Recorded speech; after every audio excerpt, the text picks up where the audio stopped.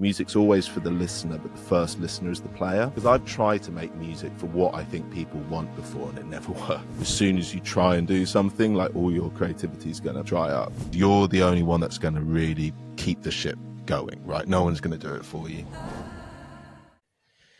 So you've done 2 podcasts, one with Scoobs and one with me. Yeah. Roll on, baby. How's it going? Yeah, really well, thanks. Yeah. Do you like doing podcasts? Are you a podcaster? I quite enjoyed it, to be honest. I did another one. I don't know if you know Door Talks. No, It's I more don't. like of a techie one. Okay. But I'm quite, I like it. Yeah, I've done enough of this kind of stuff now where I've got over the nerves of it and the awkwardness of it. So, and of course, the podcast form is meant to be quite candid, isn't it? So, yeah, I think also like nowadays, you've been in the game for long enough to understand that like medias have changed over the years, right? And even when I started this 5 years ago, pretty much 5 years ago from today, kind of, wow. or from the last couple of weeks, like at the beginning, no one kind of understood like podcasts in the music industry. Everyone was like, no, why do we want to have long form conversations? Like it was only like the Zane Lowe's and like I don't even know if tape notes had started then. Maybe it had. But like they were all like just generic interviews. Yeah. And I just think we all, as like artists, we all just get bored of generic interviews because we just get asked the same questions. Yeah, absolutely. I think it's also there was a time where people thought that the mystery behind the artist was cool, and maybe it was at that point in time. But I think there's like a bit of like sincerity that's come back into culture where people want to hear people just waffle on and not try and like. I remember when I was coming up, it used to be cool to be like, I don't know, man, I don't know how I did it. It just like came out, and now it's like the cool thing is to kind of break down in a nerdy way how it all happened, I think. Well, I think it's like different people of your like different parts of your audience want different things. And I think to be fair, I was talking to a mate the other day about Ed Banger as a record label and how elusive every artist on that label is. Yeah. And I remember growing up, and I'm sure you will. I'm not, how old are you? I'm 35. Yeah, we're pretty exactly the same age, pretty much. I remember growing up, and the artist was always like secret, kind of what you said, and there was a romanticism about that I absolutely loved, and I still do. I generally kind of wish that there was a level of where we could still do that today. Yeah. But it's only really the biggest artist in the world that can do that. Yeah. What's your thoughts on that? Well, I mean, personally, as a fan, I really love peeking behind the curtain more and more. Like I've loved seeing your podcast over the last few years and learning about, I don't know, the ins and outs of the industry, and I think it's like, as me personally, as a musician, it makes me feel less isolated as well to hear like people going through similar things or get other people's takes on it. I think, I don't know, like, even when like I love, I came up as a jazz musician. I love Miles Davis. And there's so much kind of mystery and like tall tales about him, but I like read his autobiography. I read every biography there was, and there wasn't as much mystery, but it didn't like detract from that. It made me kind of love him more and love the music more. So I totally agree, and I think having the ability to dig deeper into an artist's career nowadays, like I love Zane Lowe interviews. I still do. I watch them every time he releases one. I watch one or I listen to it whilst I'm driving. And there's only a handful of people that can really dig deeper into the artist's kind of mind and soul. Like I love the Rick Rubin podcast as well. Yeah. And I don't know. I think maybe it's because we are listening to people do exactly what we do. I think it kind of, I don't know about you, but it gives me hope that it's actually available for everyone, or what somebody else has achieved that I look up to, I could achieve that. You just never know. And I think by understanding and listening to that, they are normal human beings. They shit out the same hole as you and I. Mm. That like we could still get there. Yeah. We could get to where they're at, or maybe not, but we can just still enjoy their process, which I think is so important. Yeah. Well, especially and like you said about the Rick Rubin one, it's like, man, like the things like I always just see it in little clips on Instagram, right? Mm. But the impact those little clips have had on me in the way I've kind of thought, well, Wow. like Yeah. ideas that have been going around my head a little bit, but then hearing them so clearly, it's like has the biggest impact on me. And like and personally, like I love like things that have helped me grow as an artist mainly is hearing other people talk about the concept of art, you know, how you approach it and so I just think it's such an incredible resource as an artist. Yeah, I totally agree. I think, yeah, those Rick Rubin clips get me every Hmm. time. I think I shared one yesterday and I can't remember what he was saying. It was almost like that classic thing that your parents say to you, or when you're a kid, like people would say to you is like, don't use the word can't. And it's like, I think he was saying like, there's no such thing as can't, you just haven't done it yet. Yeah. And I Yeah. was like, it's pretty powerful when you look at it as an adult and go, you know what, he's actually right.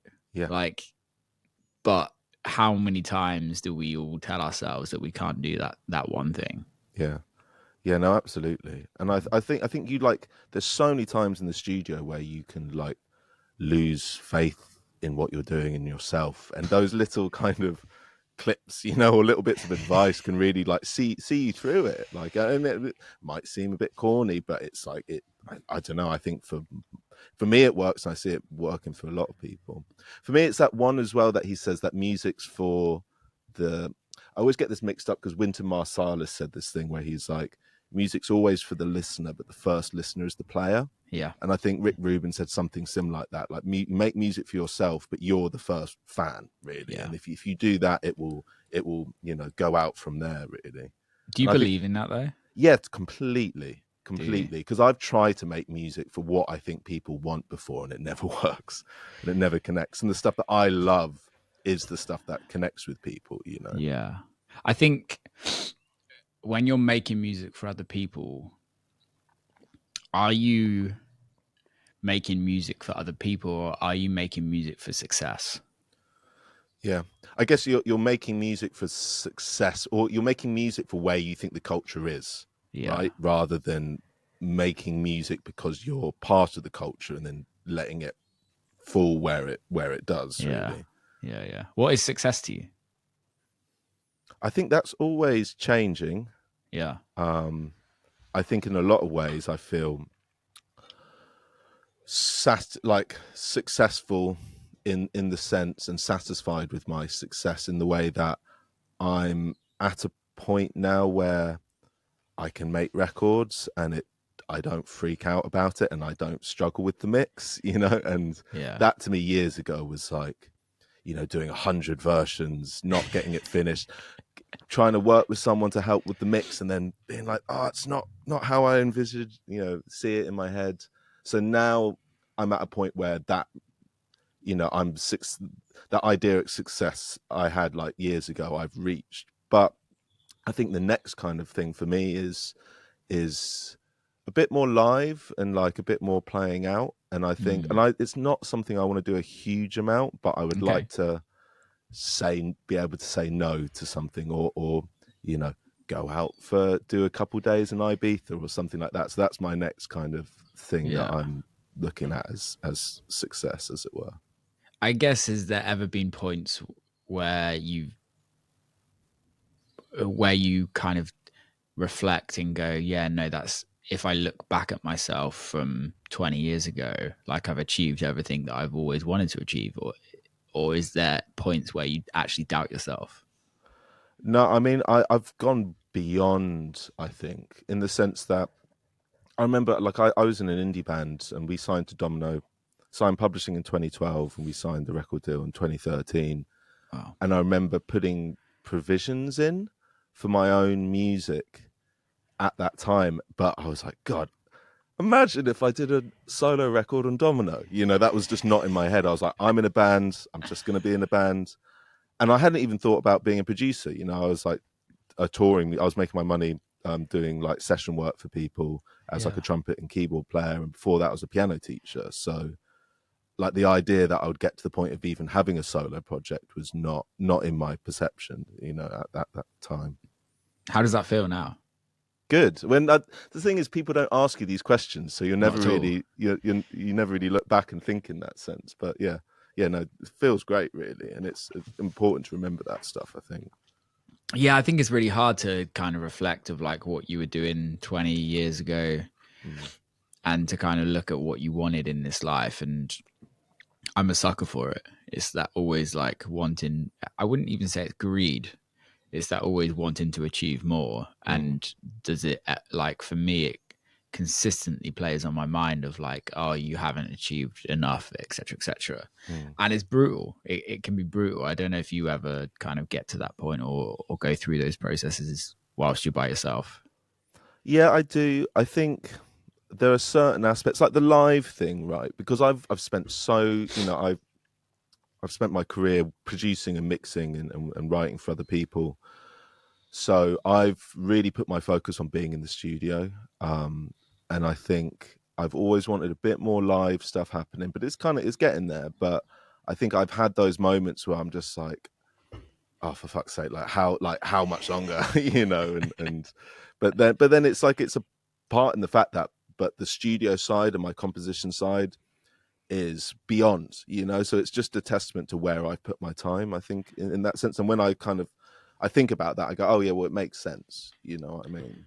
Totally, man. It was having breakfast with a mate yesterday, and he used to have like a touring career as an alias, and he started a new alias now. And he's like, dude, how do I get gigs? And I was like, dude, you know how to get gigs. You did it previously, Yeah, but you just need to work it in a way that it is. And I think you're 100% right. If you focus on something, like, you can't become a master at everything all at the same time. yeah, And from hearing your productions, and I don't know too much about your past at all, but like, I've been a fan of yours for a couple years and loved your music, and you can truly tell even from the posts that you post on your social media. It's like you're a producer's producer. And I think that goes to show of like, yeah, you put your time into that, and that pays off. yeah. Oh, thank you. No worries, man. No worries. I want to dig into Coming Out of the Rain on Domino. Hmm.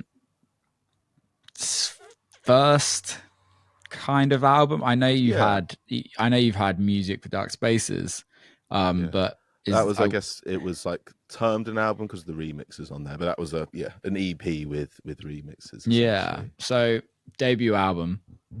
I've recently just done an album as well. So I love, by the way. Thank you, Yeah, I man. really love Thank you. seeing it. Sorry to interject for a second, but I love seeing that because it felt to me like you wanted to make a more artist-led out, like take a side away. Obviously, it's still clubby, but it felt like a pointed kind of, you know, statement piece, which I really loved. Thank you, man. No, I was actually having a conversation again with the same mate yesterday, and he like mentioned something because I love my album, but I think there's a level of it kind of came a little too early in my career, in a sense of, and I haven't actually ever thought about this, but he mentioned, he was like, your album one was technically feels like your album two. It's the like after the first album, and you go into the artist led vibe of Yeah, like yeah, what you want to make. Like yeah. the album one probably should have just been way clubbier of like what people expect from you, and then album two. And I I've don't never know, thought about but that. yeah, but it's like I love the record, man, and if you love it, like that's what's important, you know. Yeah, I Like, love yeah, it, man. sure, commercially, maybe that's true. I mean, I wouldn't know one way or the other, but I just think it's important to follow what you want to make, and Yeah, you know, if you yeah, can make and a career out of that, then sure. Like, but what does it matter if doing it another way is a little more successful if you can make your career work and pay your bills and get your artistic statement and expression across? Like, to me, that's the most important thing, really. I think that, yeah, you've hit the nail on the head. Like, we're very fortunate that we can do that. Mm. it's still a process though, right? I Yeah, think yeah, from yeah. releasing an album, from deciding to make an album, from releasing that first record, from judging the success based on streams, based on accolades, or based on like how the public perceive your or listen and enjoy your record. There's so many mixed emotions. Mm, But the thing I love about hearing certain albums, and not especially in electronic music, especially in a lot of music, albums are never bookended, and it's mm, never like this is the start of something. Fucking belt in because we're going to be listening for the whole album. mm, And I hadn't listened to your album from start to finish until this morning. I'd mm, listened to all the records, but I yeah. hadn't sat down and literally just like spent time listening to it. Mm, And I love that it's bookended, mm, and it's kind of, this is the start, this is the finish, yeah. and you've got all the in between. Mm. Was there like a process of that's exactly what you needed to do, but to end, to start and finish the project, or how did that come about? I think that like 100%. I wanted it to be a journey, and I thought so much about that. Like I I love the favorite thing I love doing is just being in iTunes, right? And just putting Yeah, the ideas in and go, oh, that doesn't really fit with that. Because I write so much more than I put out. And of it's course. so Yeah, important for me that journey. Because I grew up listening to records, right? And I would like I'd bunk the train and not eat lunch and use that money to buy a CD, right? And I'd listen to that CD religiously for that week until I had enough money to buy another one. And if I didn't like it, I would just keep listening to it till yeah, I probably just didn't understand it, right? And that was my experience growing up. It wasn't single tracks; it was like albums. So that I spent my time kind of arranging stuff and saying, how does this feel? How does this flow? Um, and then even thematically, like there was this, like I had this idea. I think it comes from a Rumi quote, but you can be still but still moving, which is one of the interlude tracks on there, and that kind of been going around my head, right? And I mm, just loved that. And it's especially like being in the studio all of the time and feeling like I wasn't going anywhere, but you can be still but still moving. And I typed that into Google, and I found that quote was also in a T.S. Eliot poem, right? So I was at my mate's studio, and he was helping me run one of the ambient tracks through some of his guitar pedals and stuff, and he just goes like, and I'm reading this as he's kind of doing something in Ableton. I'm reading this T.S. Eliot poem, and he just goes, "Oh, it sounds like waves," and I'm like, "No way!" I was like, "Oh, in here it's got still but still moving," which I'd already titled one of the tracks, and then it's got this thing called the wave cry, and then it's got this other thing called the wind cry, and it like, I don't know, it's just me making connections, right? There's no like deeper meaning, but of it's course. it's that like me seeing the connections into the meaning of it and then being able to place that into a record and a journey, and Mm. that to me is so powerful because it becomes storytelling. It's not just here's a track, here's a banger. It becomes like, yeah, a narrative. Sorry, I waffled on for a bit there. No, I love it, man. I think this is what people don't hear, right? Like, you can't put this in a post. You Mm, can't like talk about this like on mm, social media in 30 seconds. yeah, It's like these are the things that go through our mind, right? And it's not just writing a bunch of tracks and putting them together. yeah, no, Ever. It's like I remember for me, like sitting. It was me and my manager, and I was in LA, which is where he lives, and we wanted like a room. We wanted like a listening room, and we couldn't mm, find a fucking listening room. And we hired like one of the pirate studios, mm, and just sat in there for a couple of hours, and was just like, "Here's 30 records mhm, of what I've written for the album. What ones do we love? What ones do we hate? What yeah, ones are average? And what kind of fits in between? And what else needs to be written to kind of make it work?" mm, And I think that just that whole process of working out track one, track two, track three, track yeah. four.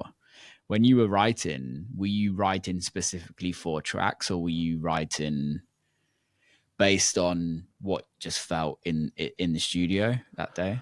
I started by just letting it come out, right? I Yeah. had the idea of that I wanted to use like late 90s, early noughties R&B vocal samples, Mm.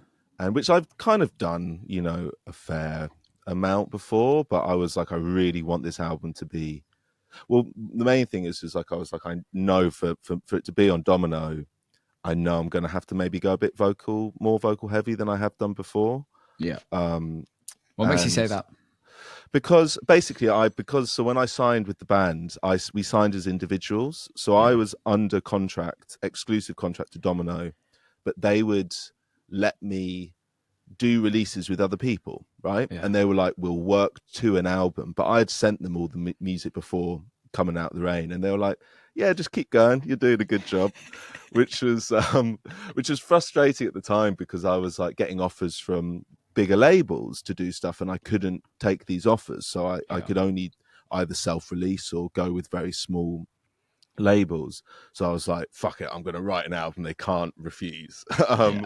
But it's also where I wanted to go, because I was like, I want to make a crossover record. I want to make something for people that aren't really fans of dance music, that they can listen to it and kind of understand it and maybe get drawn into that world a little bit.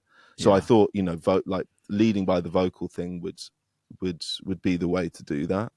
But it's also I love, and I've kind of just, now I won't make a record without vocal being the first thing, just because it's what I love. It's so More than funny anything. that, isn't it? How at some point it changes, Yeah, where like you start just writing club bangers or just yeah, club records and instrumentals, and then you hear a vocal. And I start with a vocal now. yeah. Like Me this, too. this Yeah, is the way I start. yeah. I want to go back to the question of like piecing the album together. Mm. What was that Oh process? yeah, sorry, I No, completely. it's So I fine. will do this. I'll go on a tangent and then Dude, forget the I'm original here for point. tangents. We've got all day. So yeah, so there was a point to that. So anyway, so that's the concept I had when I started, and then I had that concept and I was just writing, right, and I maybe wrote three or four little ideas, little 32/64 bar, loops that I put up on Instagram, shared them as like the day I wrote them, got loads of good feedback from it. And then I went on holiday to Lisbon. Well, I say holiday, it was like a writing holiday. I Nice. just like rented out an Airbnb in Lisbon for a week, and I finished, kind of more or less finished, three of them. And then, Is that just you and your laptop, or do yeah, you just take me and my laptop. speakers? Yeah, no, Okay. no speakers, just headphones. I brought a little fold away keyboard, like a little shitty plastic thing that Yeah. like um I think I got it out once and was like, I'll just use the computer keys. Mm. Why um Lisbon? my housemate, was he my housemate at that? Yeah, he was. Yeah, my housemate was out there with his partner, and I was like, oh, I can go on holiday and have someone I can hang out with in the evening. Yeah. But I can, like, because that's the thing. I was like, I'm not a solo traveler. Like, I Mm. need people to hang out Really? with. Like, I'm not like go to a museum by myself. Like, I need that Yeah. Yeah. social aspect. But I love spending so much time by myself. If it's like, if it's peppered with like a drink in the evening or a dinner, Mm. with someone. Yeah. So I was like, this way I can just lock myself in the apartment, write all day. And I picked a place with a little balcony, so I was looking out over the port, and it was Amazing. beautiful. And then we would go out for drinks in the evening. So it was perfect, really. And I wrote three tracks there. That one of them ended up being Closer to You, which was a single. Another one, Yeah. Love You Bring, which was a single. And then there was a third one that was going to be a single, but I couldn't clear the sample. So I did that, and then I came back to England. Maybe I wrote a little bit more back there. My managers were like, right, I think we've got enough to play Domino. And I was like, really? Like, is there? And they were like, well, what about this old idea? And then they started going through these old ideas that Oh, cool. I'd saved. And there was this one, like Fucking Mega, which is the single when the record came out, which was Great like a record. thing. Yeah, I made that with Wayward basically years ago, and it just been knocked around for so long, and then I just worked on it more and more and more. And I think I, I think I can say this now. Actually, I think they're going to have the remix of it. But basically, what happened is they went off and they took the chords I'd done and made a new tune, and I kind of did the same thing. well, yeah, well, I kept the version that we had kind of done, but I just like kept on working on it. Yeah. And then we kind of talked about it, and they were like, why don't we just do the remix? And I was like, oh, yeah, great. Yeah, it was one of those tense moments. So I had that on there. And then maybe I wrote a couple more things in December, and then like Domino came to the studio in like February and heard what I had, and then yeah, we're like, great, let's do it. So I kind of had a body of a record at that point, but I needed to write more, and I was like, I need more singles. So I kind of tried to write singles for a couple of months, and nothing came out. Like it was just like, what was that in your head that you were telling yourself that you needed singles? What was that? it was just like stopping. Well, it was just like what I was like, if I want this record, I felt like I didn't have enough already, right? I was like, there's maybe 3 at the moment. Like I know Domino were going to do a long campaign, and I was like, my manager had just been telling me for years the best way to kind of get a record out is to, before you're like really really established, is to waterfall and like have 5 or 6 singles and have a long campaign. So I had that in my head, and I knew what I was like. I knew where I could reach as a writer, right? But as soon as I switched on that switch in my head to be like write singles, just nothing came out. And I listened, maybe it could have been a Rick Rubin thing, but I listened to some sort of bit of advice that was just like, as soon as you try and do something, like all your creativity is going to dry up. So then I started just playing again, going to the studio, going, oh, I like the synth sound, just following things that I found interesting. And then like a load more singles, well, what would be singles kind of came out at that point. And then after that, it was just filling in the record. So it was like making the ambient tracks. And I think 2 of them I made like half an hour before my A&R came to the studio. Like I think there was the last one on the record and maybe another one that I was like, oh, he's coming to listen to the record. Let me quickly make a couple ambient tracks. And like more work went into them, but the body of the tracks was like, literally, I've got this granular sampler in my modular with a mic on the front. Oh, and cool. I just like went over, I played the piano, I recorded 3 chords into it. Some like I have the door open now in my studio. If I can have the door open, I do. And like you get the bird song in, and so like that so picks cool. up on the sampler. And I did that, and then I did that to something else as well, and then just quickly like jammed on these things.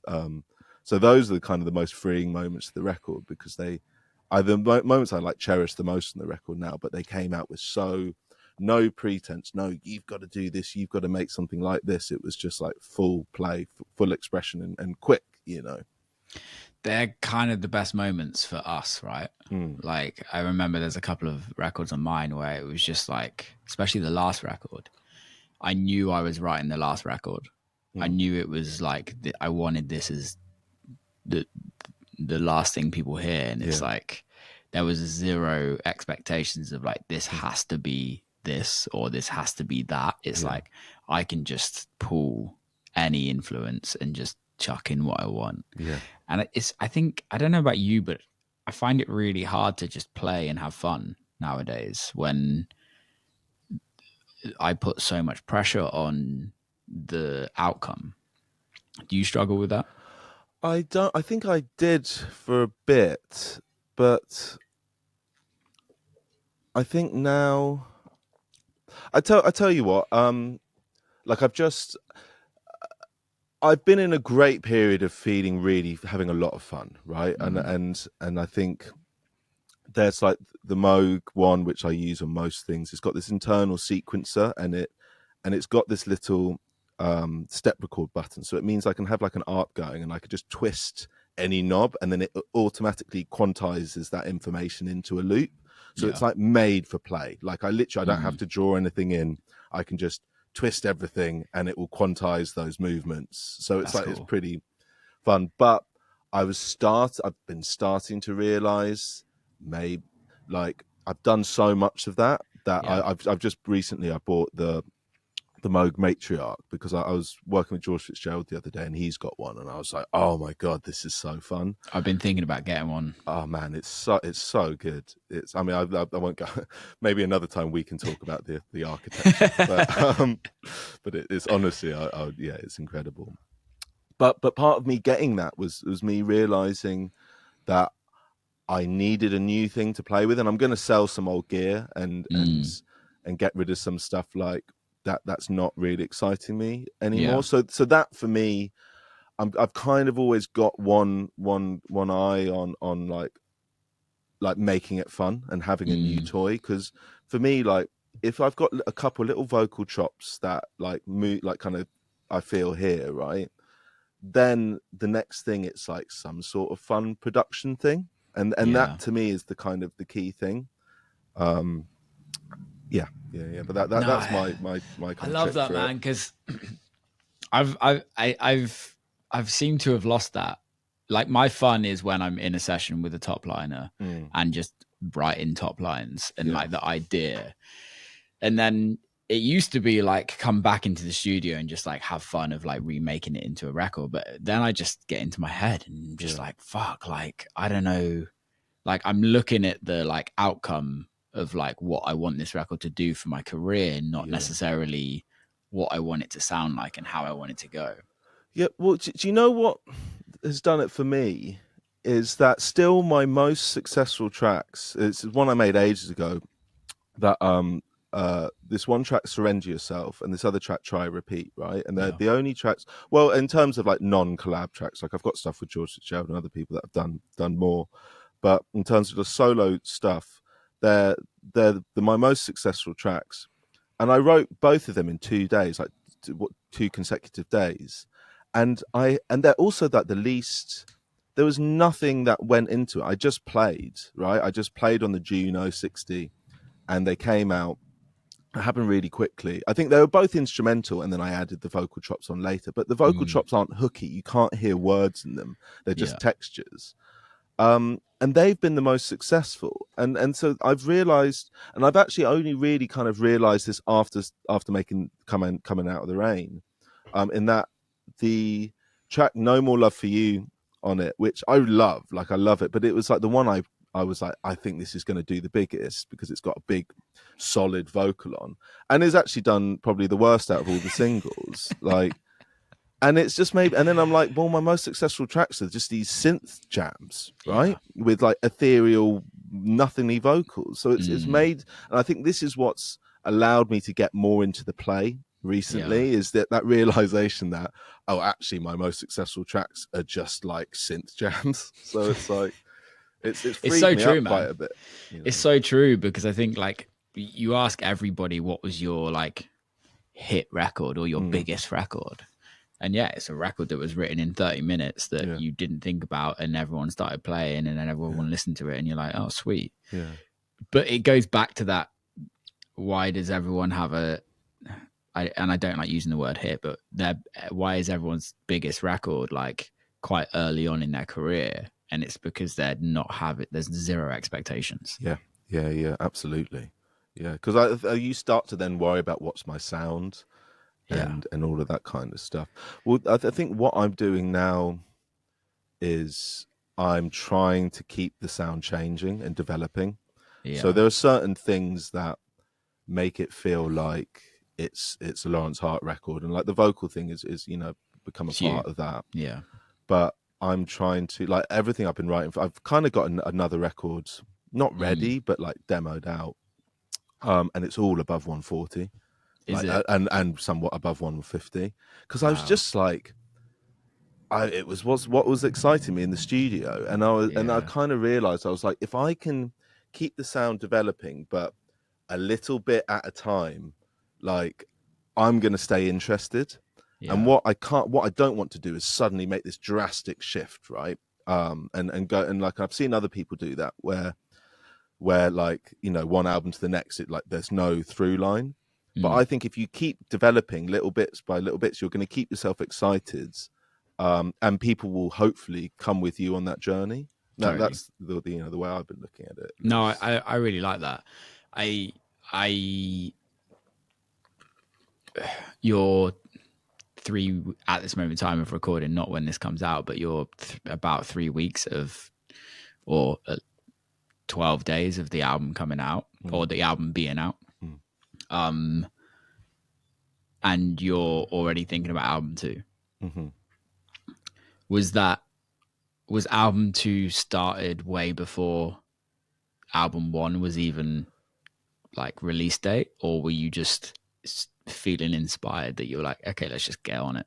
I tell you what it was is like, I think I finished Coming Out of the Rain more or less June of last year, like was pretty much the last mix apart from one track, Love You Bring, that I just couldn't get the mix right. It took me until about end of September to get that one like over the line. Like it just kept on improving, but bit by bit by bit. But anyway, so I kind of did the body of it in June, and I kind of got a bit depressed for a month. And I realized it was like, oh, I've just pretty much kind of achieved my goal, like this big thing I've been like loving and living in. And I was just like, oh, I've just got to start thinking about the next one. Like that's what it is. Like I always need a big creative project on the mind because it's what I love. Like it's my favorite thing to do in the world is to make music, right? But I can't just make a track without kind of knowing the bigger picture of it. That structure of a record or an EP or where I'm moving to helps me. Like I need that, like, you know. So I just thought, you know what? Well, why don't I just start making the next record? So it's basically all stuff from mid last year to and this year. Basically, I went to Lisbon again, but I went to the Algarve. My girlfriend's grandfather lives in the Algarve, so we were able to kind of stay with him for free, and nice. I did just like a load of writing there. Did the same thing basically, and I find like if I get out of my studio, I can write a lot quite quickly. Really? Are you on Ableton? Yeah. I need to get on it, man. I'm still on Logic. It's so good. It really is. I'm still on Logic, and I'm like, I love it because it's what I know, but everyone I talk to is like Ableton. Maybe that's the thing as well to get back into the play, because Ableton does look more fun. Like it's all colourful and like it feels like a little children's toy. I feel like when Logic's I think you quite, just throw things more in there, right? Yeah, it's yeah.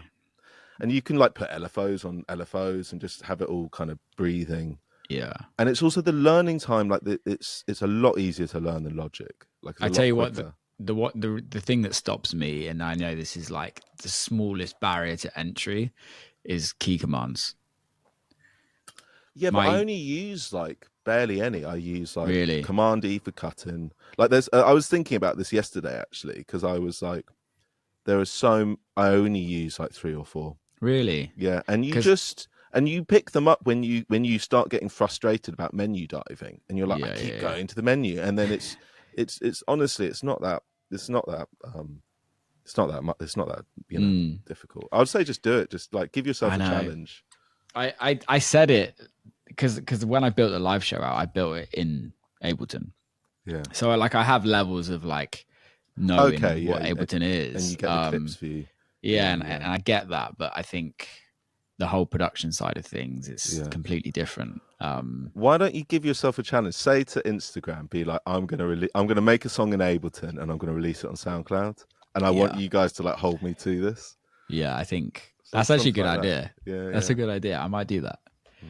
Yeah, makes it. I think that's the thing. It's having fun again. When I did the live show, I left a lot of my gear in the States, and I'm slowly like bringing it back. Like I just got my Moog back. I've got some synths over there. What Moog do you have? It's 37. Oh, nice. Yeah, but I was doing a session with Ed Graves, who has the Moog One, and it's unbelievable. It's so good. I wanted to get one so bad, but it's also fucking expensive. Yeah, I got mine in right as COVID hit. I got a publishing payment that was exactly like some guy was selling it for like $6,000, like the full 16 voice one. So it was like $2,000 cheaper than it was at the time. Yeah, that's cheap. And it's gone up now.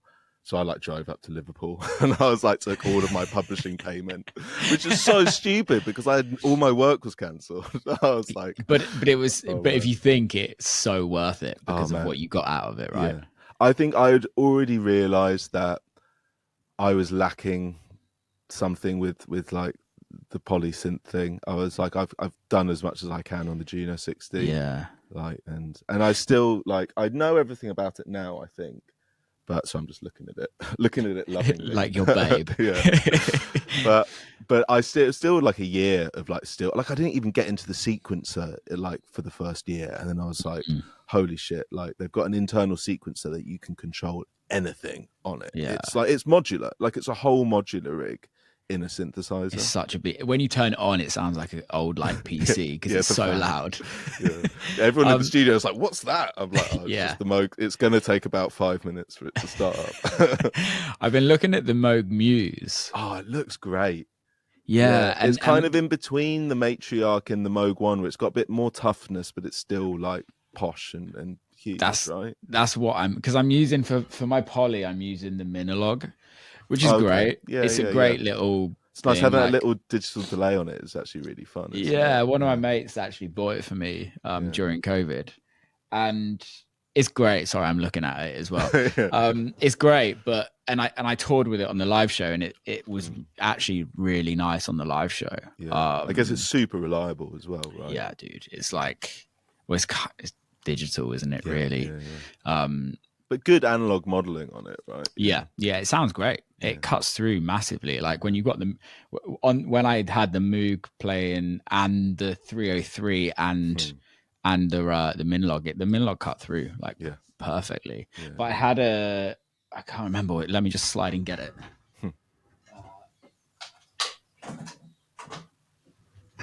This the Ghost pedal. I don't know if you've seen it. I don't think so. Endorphins. Okay, yeah. I think I've heard of that company, but stereo delay, reverb, filter, and distortion all in one. It was I ran the Minilog through that. Oh, nice. And it sounds fucking insane. Yeah, it's like absolutely naughty. But yeah, the Moog Muse is probably next on the list. Yeah. Yeah, I think so. So go ahead. No, go for it, man. No, I was just gonna say, like, why don't you get the Muse, get into Ableton? Oh, that would be a good thing.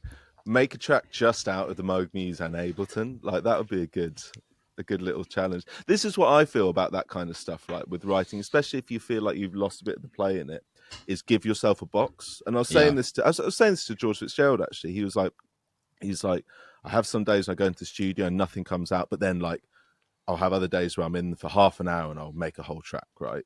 And I was like, on those days when nothing's coming out, like give yourself a little box to work in. So go, I'm going to make a track just out of the 101.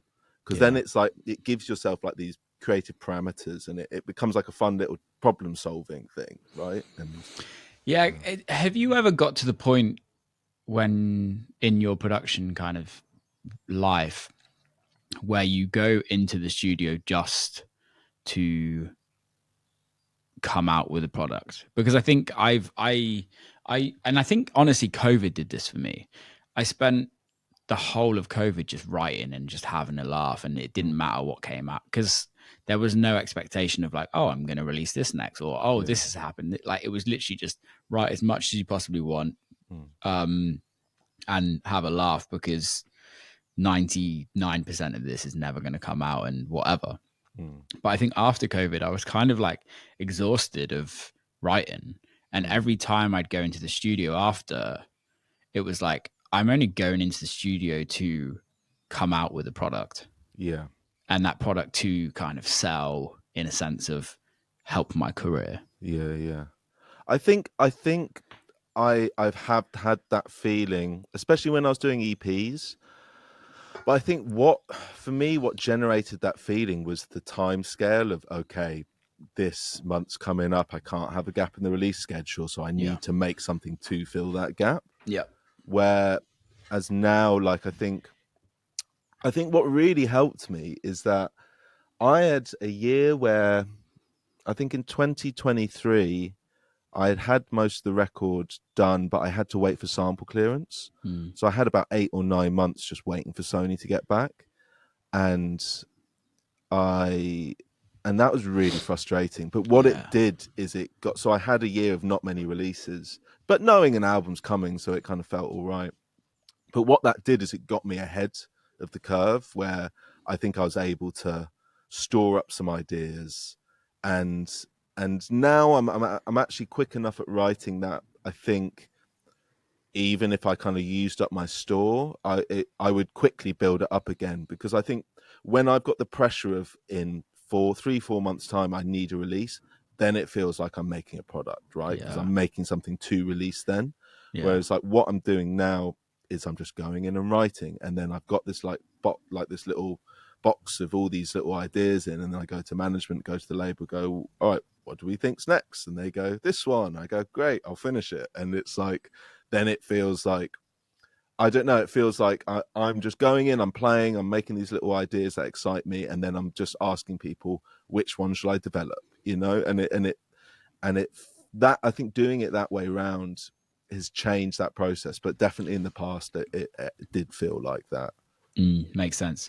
What's your relationship with your management like? Like, how did that relationship start, and how has it evolved over the years? Yeah, it's really good. It's basically, so it's two guys, Christian and Alex, but I know Christian because he's a mastering engineer at Abbey Road. So Okay. he mastered, so I produced this album for Charlie Cunningham called Lines, his first record, and Christian mastered that. Mm. But he's mastered loads of things for me that I've produced for other people, and mixed over the years. So I'd known him since, like, I don't know, long time back. And then I saw that he asked me to do a remix for Model Man. And then I was like, oh, you're managing now. So he started first managing Model Man. Yeah. Um, I love his and stuff. yeah, I So love good. Mark. Yeah. Yeah. He has had such a big impact on me as a writer. Yeah. Like, he actually helps. He do no, it didn't make the cut. There was a track on the record that I didn't make the cut, but he did a bunch of work on for me. And then Mm. I've helped him out mixing on his stuff as well. So we have a nice kind of back and forth relationship with that stuff. But anyway, like I did this remix, and then next thing it's like Annie Mac's playing him, Pete Tong's playing him, and I was like holy shit, Christian, like what are you doing? Like you just started this management lark, and like how are you getting this? And I think I had like had some stuff out on Hot Flush, and the first two releases had done really well, and then the Mm. next two or three had like streamed nothing, and I Yeah. was like, oh man, like how, like I don't understand how this industry works. So I kind of asked him to manage me, and he like kept me at bay for 6 months. And he was like, I don't know, is there enough room for you? He's just very pragmatic, and he's very like brutally honest. Yeah. He doesn't, he's the opposite of blowing smoke, to the Mm. point now sometimes it takes the wind out of my sails a little bit. Oh, Oh, I sorry, just lost I you. think, yeah, one, two,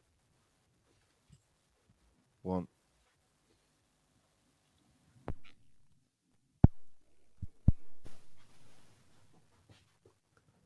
And oh yeah, there Yeah. we go. You're Sorry, good. the desk just did something weird there. Good old Um, hardware. but yeah, but anyway, like, which I love. I think you need your management to be kind of realistic about some stuff, So I I think, think in the world of an artist's eyes, where we want to take over the world, right? And we want every record that we release to be the biggest record since sliced bread. yeah, Like, you need a bit of reality. I think there's a absolutely, balance there, right? yeah, no, totally. So that was so. Then eventually, he did take me on. I think Pete Tong was loving all the stuff, and I think seeing that, I was just keen. Like for me, it was a new project. Maybe I just left the band I was in, and going like, I Yeah. want to do this, put all my, attention into this. Mm. Um, and then he took on this guy Alex, so they managed together. And Alex is really great at like all the kind of. He's just so efficient, really great at the day to day, and like the art, the visual side, and like basically they balance up their skills really well. But then on top of that, like Christian masters all my stuff, so he's there giving me mix notes, Mm. like he mastered the remix for you as well, which Yeah. was like, I loved that, because I was like, I love mixing myself, but I need someone there, like, just being a safe pair of hands. So he kind of Yeah. acts as not only the mastering engineer, but like mixed notes kind of, you know, giver. Yeah, as well. So it's been great. That's great, man. That's great. It must be nice to have managers that understand the music as well, because I think that some people can struggle with that, especially coming from a technical side of thing. Yeah. Where I think having somebody that can actually this record will be so much better if this vocal's up here or this bass is here or something like that. I think it's so important sometimes. Yeah. I guess that's what we go to our peers for most of the time as well. Yeah. Although your peers kind of had that same like rose tinted look at stuff, you know, where they'll be romantic and going, no, man, like keep it 7 minutes long. It's great. You know? Yeah. Like, That's true. Did you ever have any of that where you're like, because the album, I think the longest record is 4:53, Closer to You, was that, which is actually the most successful record on the album at this moment in time. It's one of the singles. But like, was there ever that point of like, fuck, I need to make this shorter? Yeah, I think I wanted things to be direct, right? Yeah. And I wanted, but I just wanted, again, it comes back to that thing is I wanted non-electronic music fans to put it on and get into it and it makes sense to them. But also I've got a short attention span, you know? We all do, right? Yeah. So it's like, I'm like, there are a lot of tracks where I'm like, oh, I need to develop this section. I'm like, or I can just chop it out. And it's like, that becomes quite, you know, sometimes that's like, yeah, that's much better. Yeah, definitely. Let's talk about Need Some Time remix. Oh, yeah. Oh, mate, I had so much fun working with it. Did you? It's such a great track, yeah. No, thank you for doing it, man. Like, Oh, when I asked you to do it, I was like, Lawrence is the most perfect person to do this. How did you like the original? Yeah, I loved the original. That was the hard thing, is that I loved the original. And also the original, I was like, it's not a million miles away from something I would do. No, you not know? at all. Yeah. So that's why I was like, I need to make it brutal. Like, and you did. Yeah. It's like 147, right? Or 145? Yeah, around there. Well, maybe 145. Yeah. It's fucking great, man. What was the like... What did you struggle with? What did you enjoy? Like, how was the process with it? I think it's a weird one, right? Because I think I knew there was something initially I really liked about the remix of you know what I'd done, but then there was something not moving me emotionally about it, right? Okay. And I think what it was it was a mix thing. And it wasn't until like I got the bass and hearing the master back from Christian, that's when it really hit me, because he boosted the bass as well. Yeah. And it was one of those things like I needed that bass just to like rumble. Yeah. So I think I got really excited at first, and then I like put it to the back of my mind, but every time I'd listen, I'd go, something's not right about this. Like it's not like hitting quite right. And then it wasn't until that last, like I think Armada were like, we need to ingest, and I was like, all right, fuck. And like get back in the studio, and I was like, this is the thing. Like, and then I think even still Christian was like, I think you could do a bit more on the bass, and I like just put a little SSL EQ on and you know just cranked it that little bit more, and then it kind of like I was like, yeah, all right, this is feeling good now. No, I love it, man. It's when you first sent it, because I think actually you were the first person I asked to remix the record. Yeah. And I'd written like a list of people of who I wanted to remix the album, or also who I felt could like do something in their own lane of and the original Need Some Time is one of my favorite records on the album. Mine too. And I was just like, yeah, Lawrence will kill this, because it is quite similar to what you do. Yeah. But I think I knew you'd be able to like go, okay, well, this is a bit similar to what I do. Let me switch it up a little bit. And I was hoping you'd make it tougher. And you have indeed. It's fucking great, man. I haven't played it out yet. I'm excited to though. I haven't as well, because it's like fast. Yeah. So it's I think when I've seen you once play Flight FM, which I think is 140. Yeah. With like one of your acapellas off the record, right? An edit you made, and I was like, oh, maybe he could get up there. Like, Well, what I need to do is I need to just slow it down, because Yeah, even when I play Flight FM, yeah. Oh, you slow it down a I bit. slow it to like Yeah, 134 yeah, yeah. max. Oh wow. Okay. So it feels a bit sluggish Yeah, in a yeah, yeah. set, Mm, but you can get there. yeah. I wonder So if you could have a tune where you just like. Have you heard Special Request Street Anthems? no, but I think I know what you're gonna say. What the speed up tune? Yeah, yeah, Yeah, yeah. yeah, yeah. He's got this one. It goes from like speed garage to jungle, and it's Mm, like it's could find a segue track. yeah. No, Hopefully. there's a few that do that, and I don't know if you remember Claude Von Stroke. The track's called Andy, Mm. and it's the what's his name? I need to find it because it's insane. But again, it's like starts 120 Mm. and ends up at like 160 and then goes back to 120. Oh, nice. And you're just like, this is, yeah, it's Yeah, perfect. yeah, We could yeah, do that. Definitely. yeah, Definitely could yeah, do yeah.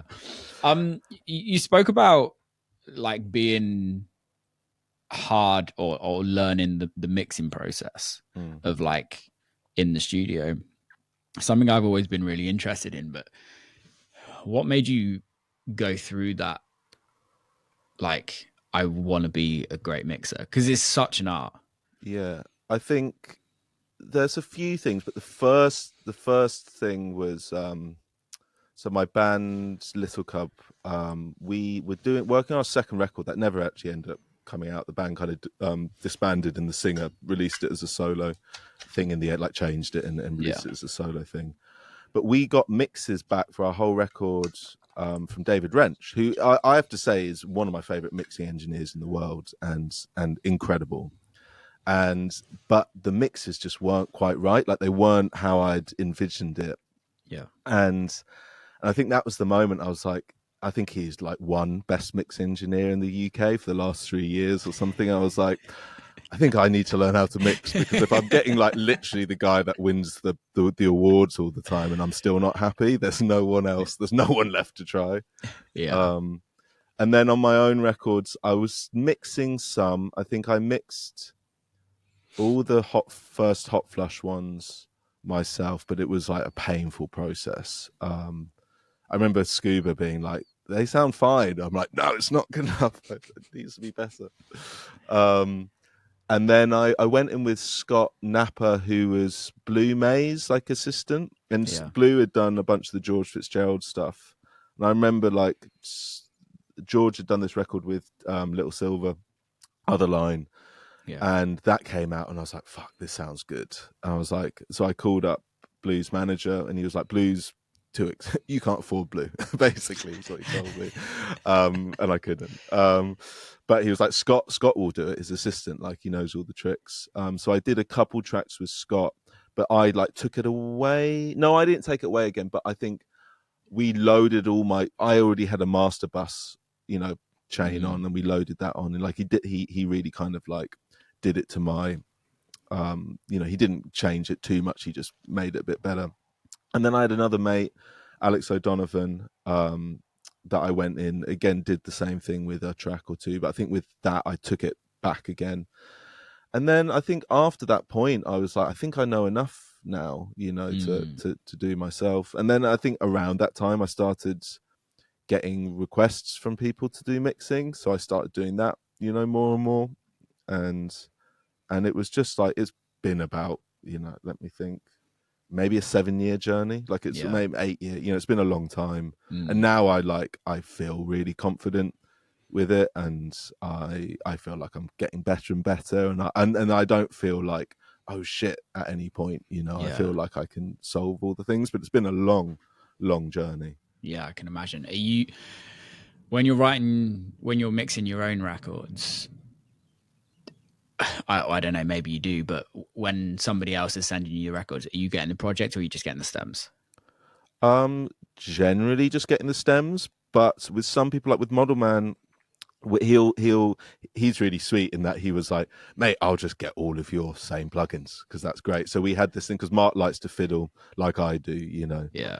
and tweak. So what we'll do is he'll send me the project, I'll do some work, and then just kind of take it to, I'll take it to where I think it's kind of completion, send it back to Yeah. him, and then he can kind of fiddle and spend his time getting Yeah, it there. because that's what I was going to say is, when you're working on your own records, are you stemming it out and then mixing it, or is No, it I in the used to do box? that. I used to do that, but it was, I used to mix in such a messy way back then. Like I used to have so many parallel channels of compression and all this stuff, which I just don't do now.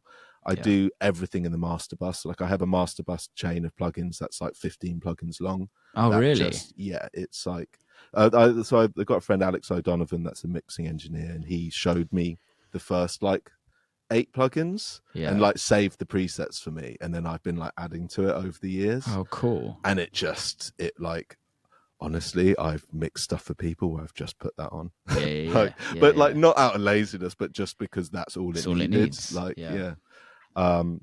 So now I think before I used to stem out because it was a mess, right? And now it's not, it doesn't get messy. Like I'm so much more careful. Like I just Yeah. have a drum group. I don't, instead of doing parallel drum compression, I'll put a compressor on there and I'll do it with a dry wet mix, you know. Yeah. And like I'll have a bass group, I'll have a synth group, and I'll have a Vox group, and then maybe like an effects group, and I do all the processing, you know, on those groups, or the master bus. Yeah. And it means, but I also drop the master bus in when I'm writing, like pretty soon on, like once after I don't want to be writing in my kitchen, right? Because once Yeah. I put the master bus on, I need to be plugged into UAD. I need to be at the studio. Okay. So Yeah. once I'm like happy with the writing and I don't want to be like going into the garden and working or whatever, you know, then I put the master bus on, and then it's like I'm still working on the production, but like the production and mix are like, to me, they're the same thing, Yeah. really. Yeah. Yeah. Yeah. Totally. Yeah. It's something that I've always wanted to get into more. Do you run stuff through hardware often? I less and less, you know, just because plugins are getting so good. Yeah. Like, I've got the Overstare, which if I like record, I will do this actually on a track I'm working at the moment, where I've recorded like the Moog synth part, and it Yeah. sounds really beautiful, but it's not gritty enough. So what I'll do is I'll run that through the Overstare and I'll do some filter takes and like grit it Yeah. up. I've got a whole load of analog EQs that I only use for like indie stuff now. So they only come into effect when I'm like mixing live drums. But for Yeah. dance music, it's like just do it in the box, really. Yeah. It's amazing what technology is Yeah, nowadays. yeah, It's it's so much crazy. cheaper as well. Yeah, yeah, Is yeah. it as fun though? Seriously, no, no, it's not. No, no. But that's it. I think you just need to like have the right bits of hardware, and they need to be Yeah. fun, and then the rest Yeah. you can do in the box. Like even like Omnisphere sounds so good. It's crazy. Like, but it's not. Yeah. I don't It's have not that yet. enjoy. It's really good, man. Like I think Orlando Totally Alone with Extinct Dinosaurs told me once that, like I asked him about, I can't remember what EP or what it was, but I was like, what the synth sounds? He was like, just all Omnisphere. And I was just like, fuck, I need to get that. Is it still expensive as shit? I can't remember because I remember when it Like first came out, it was like, 300, oh, that's 350. not I too mean, it's a bad. lot. It's not that much considering it. Like, I mean, I think Fortet uses like their whole Fortet records are just Omnisphere. Really? There's that One Otrix Point Never record. Can't remember what it's called, but it's the big one, and that's just all Omnisphere. Like there's Yeah. some crazy sounds in there, but it's not like fun to use. It's quite No. frustrating. But I mean, you can just dive through presets, but once you start editing the presets, it's a bit like, oh, Shit. yeah. But it's You such can an put amazing Rex in there tool. though, can't you? You can put what then? You can Sorry, put Rex files in there as well, can't you? what? I don't even know what that is. It's like cuts up. I think it's called Rex files. I could have got that very wrong. Rex file. Let's Google this. Yeah, so you can. It's like an old MIDI thing Okay. where you can chuck Rex files into Omnisphere, and it's really good with the drums. So it converts it all into a MIDI, and then you can, Okay. let's say for instance, you can have the sample from Omnisphere or one of the Omnisphere synths, and then it it time stretches it, but in like an old sampler way. Oh, Mike's gone again. Don't get hardware, people. There we go. Sorry about this. Yeah, it's the SSL 6 mixer we're calling out. Is that the big 6? Yeah, it's been great. Like, this never happened for me before. I've been thinking about buying that. It might be like, it feels like it's getting a weird power thing. Like, and it's yeah, God knows. Anyway, is it worth it, that thing? Yeah, it's amazing. Yeah, I used to have like a couple of Great River Neve pre's, and I sold them and got the 6 instead, because I was like, I like sold them, had 600 quid left over, and then the SSL gave me like compression, EQ, all that other stuff, and I was like, it's maybe there's a subtle difference in the quality of the pre's, but minimal.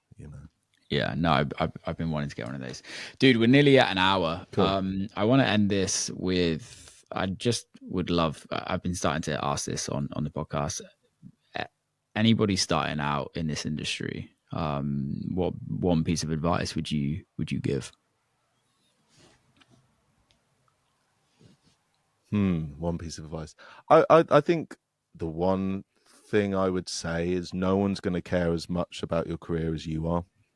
Right. So don't, you can be frustrated with management, frustrated with booking agents, frustrated with the label. But at the end of the day, they're working across a load of different things. So work hard on your own shit. Right. So like, if that means jumping into like each of those roles a little bit, do it, because you're the only one that's going to really keep the ship going. Right. No one's going to do it for you. But yeah, that's my little tidbit. Love that, man. Dude, thanks so much for coming on. Thanks so much for having me, man. I've loved it. No, man, anytime, always welcome, and I can't wait to hear album 2. Cool. All right, nice. And your remix is out, I think, now when this comes out. So perfect. Go listen to it. Amazing. Nice one, dude.